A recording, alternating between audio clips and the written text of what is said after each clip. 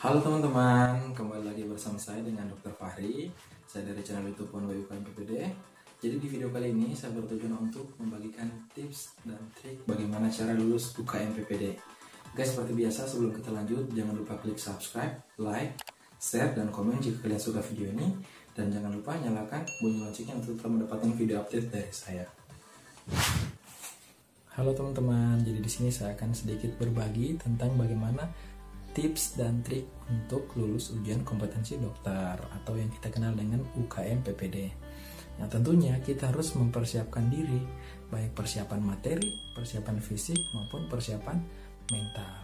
Nah, untuk persiapan materi, tentunya kita harus mengumpulkan banyak referensi bahan belajar, bisa dari buku-buku, dari buku panduan belajar UKM PPD, atau dari materi-materi kuliah, bahkan dari catatan-catatan selama kita kuliah dan koas. Ya, ketika kita sudah memiliki semua bahan-bahan yang kita ingin pelajari, tinggal bagaimana cara kita mengeksekusi bahan ajar tersebut.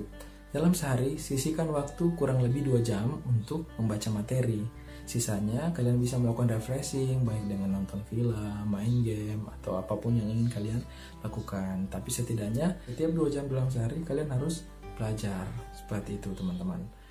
Ketika mendekati waktu ujian kompetensi, misal H-1 bulan. Nah, di sini kita rubah cara belajar kita. Jadi cara belajar kita lebih intens terhadap pengerjaan soal-soal tryout atau soal-soal latihan.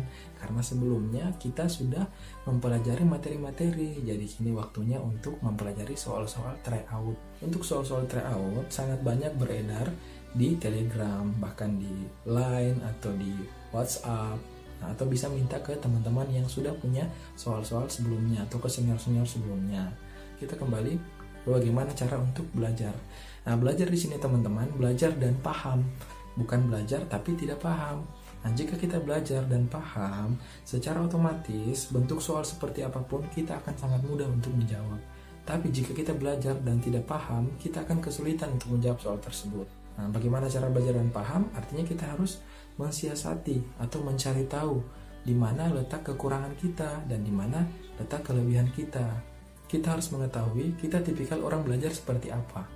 Apakah kita tipikal seorang belajar menggunakan visual, auditorik, atau kinestetik? Bagaimana sih belajar secara visual? Ya, cara visual artinya dengan membaca buku, membaca textbook, membaca bahan-bahan ajar yang sudah kita persiapkan. Jadi, untuk tipikal visual itu orang akan lebih mudah memahami dengan cara melihat. Nah, berbeda dengan auditorik. Orang-orang yang auditorik, dia tidak suka membaca, tapi dia suka untuk mendengarkan. Orang tipikal auditorik akan lebih mudah memahami penjelasan mengenai pendengaran, baik itu lewat dosen, lewat guru les, atau lewat teman-teman kelompok belajar. Nah, yang ketiga kinestetik. Orang-orang seperti ini akan mudah memahami ketika belajar secara langsung. Jadi, praktek dan teori dilakukan secara bersamaan.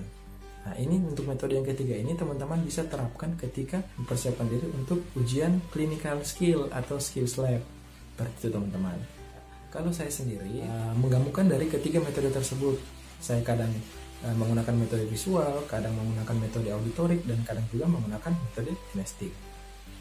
Ya, itulah tadi teman-teman sedikit tips dan trik dari saya bagaimana cara lulus ujian kompetensi. Saya harap video ini dapat bermanfaat buat teman-teman semua. Jangan lupa di video selanjutnya saya akan memberikan penjelasan atau pembahasan tentang soal tryout. Jadi tetap saksikan video-video selanjutnya. Terima kasih.